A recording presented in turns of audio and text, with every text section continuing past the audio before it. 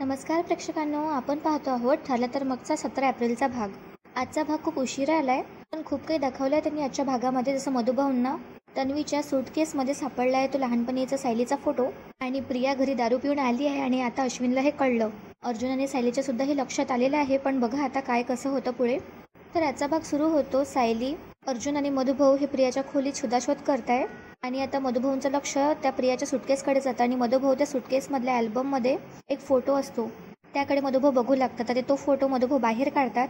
तो असतो आपल्या खऱ्या तन्वीचा लहानपणीचा फोटो, म्हणजे सायलीचा फोटो. मधुभाऊंना आता भूतकाळ आठवतो की कसं सायली त्यांना रस्त्यावरती भेटली होती आणि खूप रडत होती. मधुभाऊ मनात विचार करू लागतात, प्रियाच्या कपाटात सायलीचा बालपणीचा फोटो.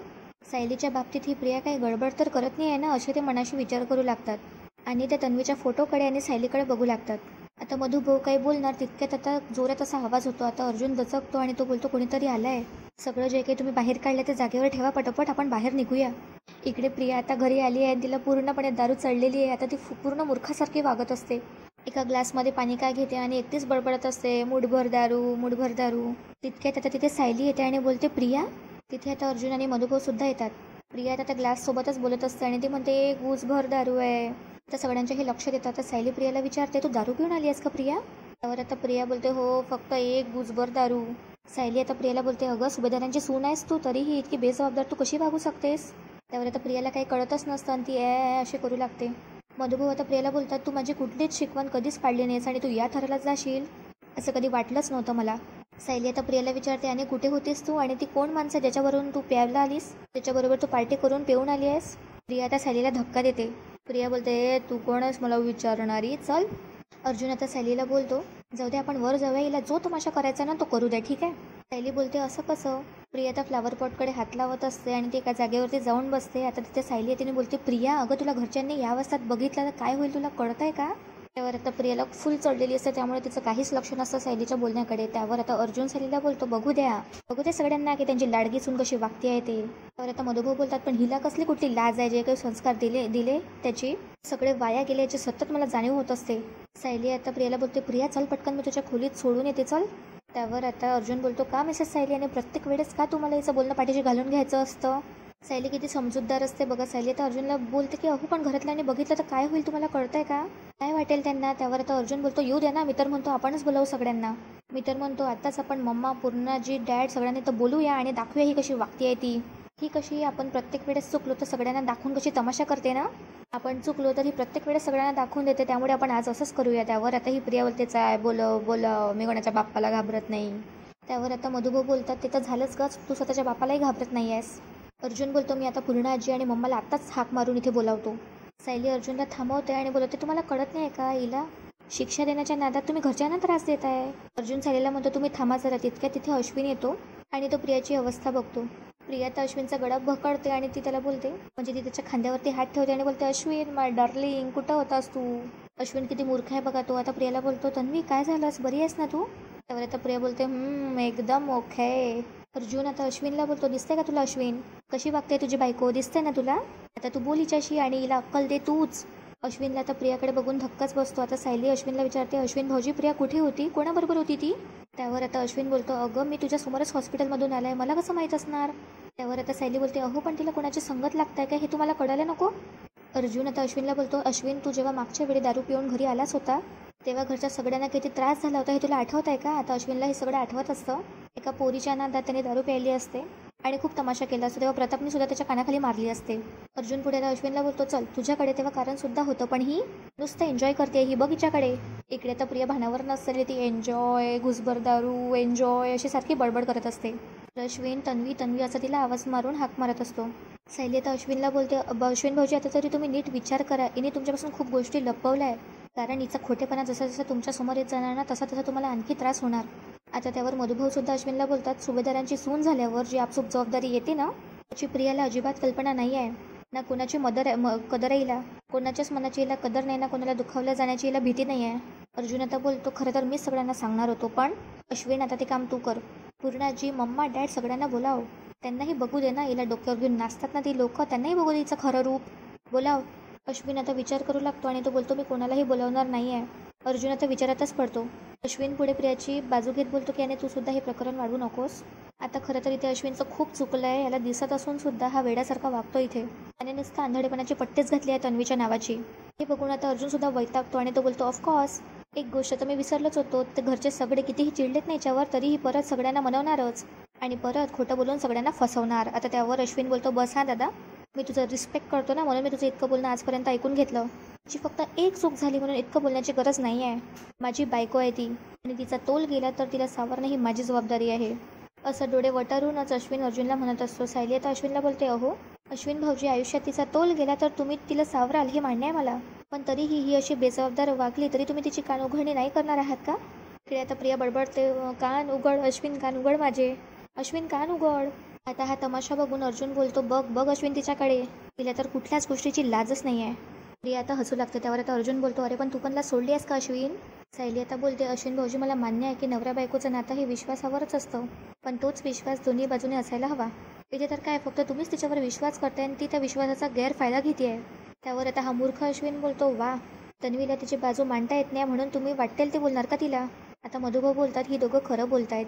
मधुभाऊ आता अश्विनला बोलतात, आणि तुम्ही सुद्धा माझे जावई बापू आहात म्हणून मी तुम्हाला तुमच्या हिताचं सांगतो, प्रियाचं खरं रूप ओळखा. तिच्या मनात कोणाबद्दलही दयामाया नाही आहे, नाही प्रेम आहे. ती फक्त स्वतःचा विचार करते आणि स्वतःच्या फायद्याचं तेवढंच करते. आता अश्विन यावर काहीच लक्ष देत नाही आणि बोलतो, आय डोंट बिलीव्ह दिस. आणि ते मधुभाऊंना बोलतो, तुम्ही स्वतःला हिचे वडील म्हणवता आणि स्वतःच हिच्यावर टीका करता. अशी युक्ती तुमच्याकडून सुटली आणि आपल्या जन्मदाता वडिलांकडे गेली. सायली आता अश्विनला बोलते, अश्विन भाऊजी तुम्ही प्रियासाठी माझ्या वडिलांचा अपमान करताय. त्यावर आता अश्विन बोलतो, मला त्यांचा अपमान करायचा नव्हता, पण तुम्ही आधी बोललात म्हणून मी फक्त उत्तर दिलं आणि मला नाही वाटत की इथे मला किंवा तन्वीला कोणी काही बोलू शकतं.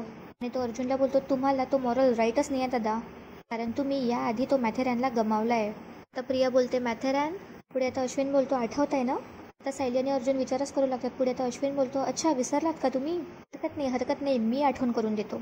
तुमच्या लग्नानंतर तुम्ही हनीमूनला आणि तो एकदमच थांबतो. पुढे बोलतो तो, सॉरी, तुमचं कॉन्ट्रॅक्ट मॅरेज असताना तुम्ही जेव्हा मॅथेरॅनला हनीमूनला गेला होतात ना, तेव्हा आम्ही सगळ्यांनीच या सायलीचा व्हिडिओ बघितला होता.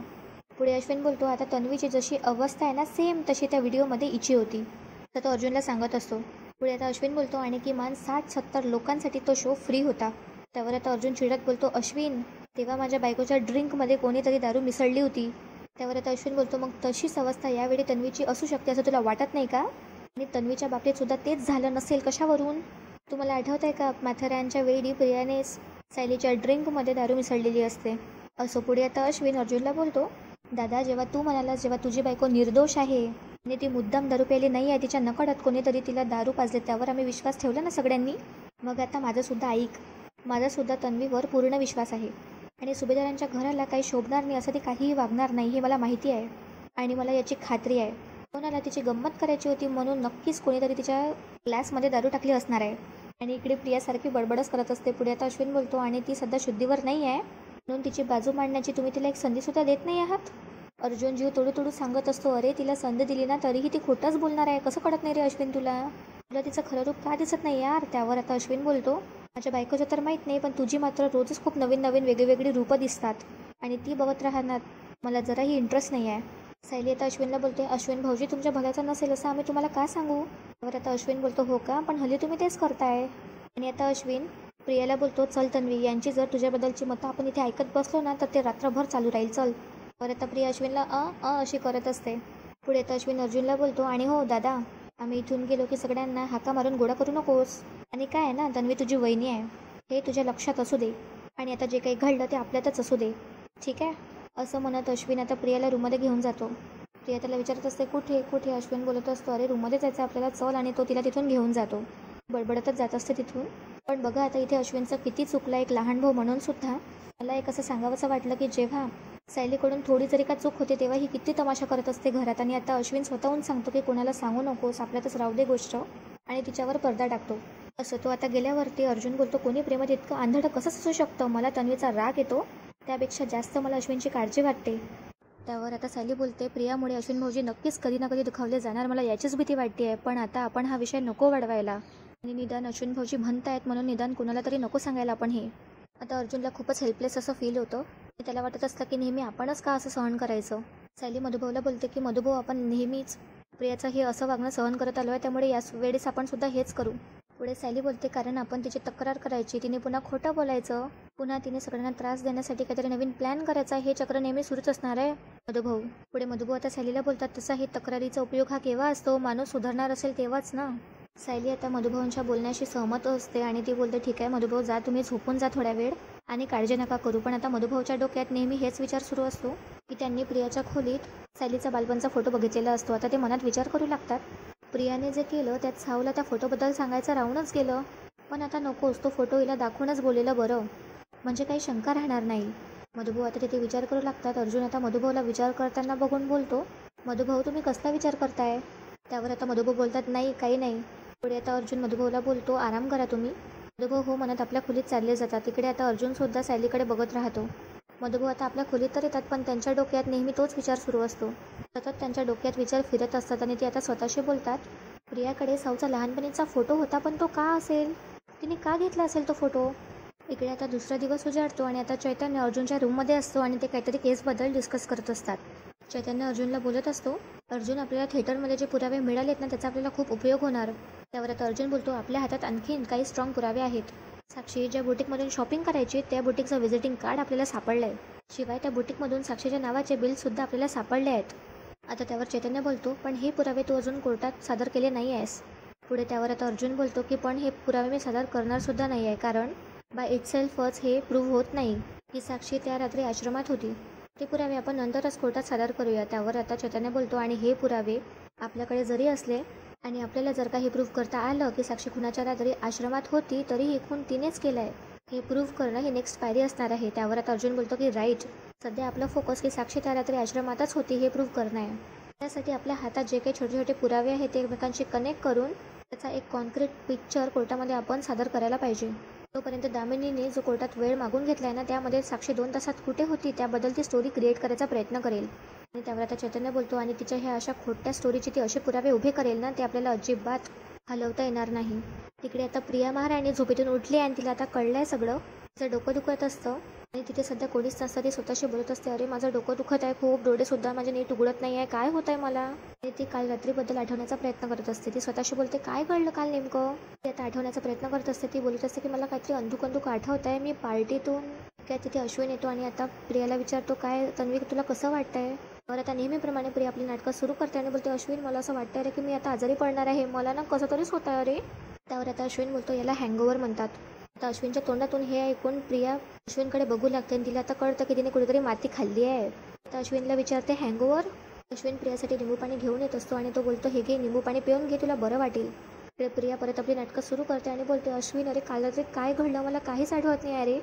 अश्विन बोलतो तू हे सगळं आठवण्याच्या अवस्थेतच नव्हतीस काल. प्रिया अश्विनला बोलते सॉरी. ती आता रडायची नाटकं करते आणि बोलते खरंच सॉरी अश्विन. अश्विन प्रियाला बोलतो इट्स ओके तन्वी, हे घे तू लिंबू पाणी घे आणि पिऊन घे तुला बरं वाटेल. प्रिया आता गिल्टमध्येच निंबू पाणी पिते आणि मनात विचार करू लागते काल रात्री मी जेव्हा घरात आले तेव्हा कोण कोण असेल, मी जेव्हा दारू पिऊन आले तेव्हा म्हातारीला कळले की काय.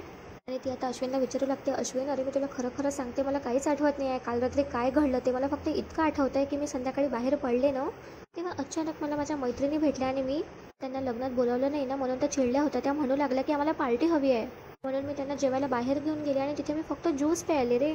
ती आता एकदम बोलू लागते की अश्विन मला असं वाटतंय ना की त्या ज्यूसमध्ये गमतीत त्याने दारू घातली असणार आहे, पण पुढे काय घडलं मला नाही आठवत रे. किती खोटी बोलते ही बाप रे. त्यावर आता अश्विन बोलतो अगं शांत हो, मी तुला काही विचारलं आहे का, रिलॅक्स. हे बघ माझा तुझ्यावर विश्वास आहे. प्रिया आता बोलते पण मी तिथे जायलाच नको होतो, मी कशाला गेली, मी तिथे मैत्रिणींना माझ्या सांगायला हवं होतं की मी नाही येणार तुमच्यासोबत, मी तुला न सांगता का गेले अश्विन जेवायला, माझंच चुकलं. त्यावर आता अश्विन बोलतो हे बघ मला माहिती आहे की तू स्वतः पेणार नाही आणि मी काल दादाला सुद्धा हेच सांगितलं की तिच्यासोबत नक्कीच कोणीतरी गंमत केली असणार आहे. आता प्रियाला एकदम धक्का बसू लागतो आणि ती विचारते अर्जुन होता तिथे. सीन शिफ्ट होतो. आता चैतन्य अर्जुनला म्हणत असतो की साक्षी आणि प्रिया हे आधीपासून एकमेकींना ओळखत होतं, हे आपल्याला पुराव्या थ्रू सादर करता येईल कोर्टात. आता प्रिया अश्विनला विचारू लागते म्हणजे मी आले तेव्हा तिथे अर्जुन होता. त्यावर आता अश्विन हो म्हणत उत्तर देतो. पुढे ती विचारते आणि सायली. आता प्रिया बोलते सगळ्या घरच्यांसमोर तमाशा झाला. आणि ती आता नाटक करत अश्विनला बोलते पूर्णाजीला काय वाटलं असेल आणि आई बाबा. ती आता पॅनिक होते आणि बोलते अर्जुन सायलीने नक्कीच त्यांना भडकवलं असणार आहे, माझी चूक नसताना माझ्यासोबत असं का घडतं. नाही मी मूर्ख असं म्हणत ती स्वतःच्या थोबाडीत मारू लागते. ती आता बोलते मी का गेले तुला न सांगता, मला तुला सांगायला हवं होतं, मी माझ्या मैत्रिणींना सांगायला हवं होतं, मी नाही नाही देणार पार्टी. अश्विन आता बोलतो तन्वी अगं मारू नको स्वतःला, तू वेडी आहेस का. अगं हे बघ जेव्हा तू इथे आली ना तेव्हा फक्त दादा आणि वहिनी होती तिथे खाली. पूर्णाजी, मम्मा आणि डॅड यांच्यापर्यंत अजून काहीही पोचलं नाही आहे. त्यावर आता प्रिया बोलते, नाही नाही अश्विन, त्यांना कळलं जरी नसणार ना तरीही आता मला स्वतःचीच लाज वाटते आहे. ती आता रडू लागते आणि बोलते, मी स्वतःला आरशात बघू नाही शकणार आता.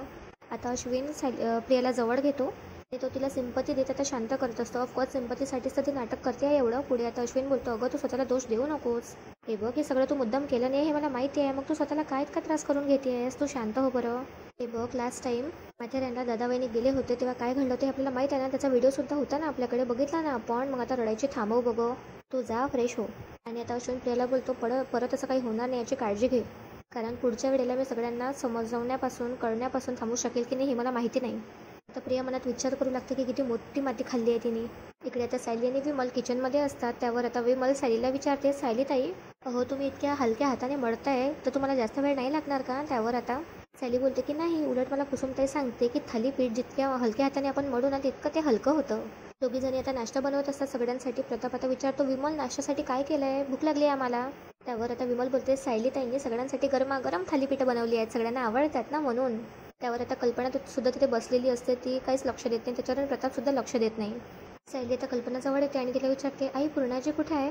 त्यावर आता कल्पना उत्तर देते, त्या आज ट्रस्टच्या ऑफिसमध्ये गेल्या आहेत. त्यावर आता सायली बोलते, बरं ते आल्यावरती मी त्यांना गरम थालीपीठं देईल, तुम्ही लोकं खाऊन घ्या हा.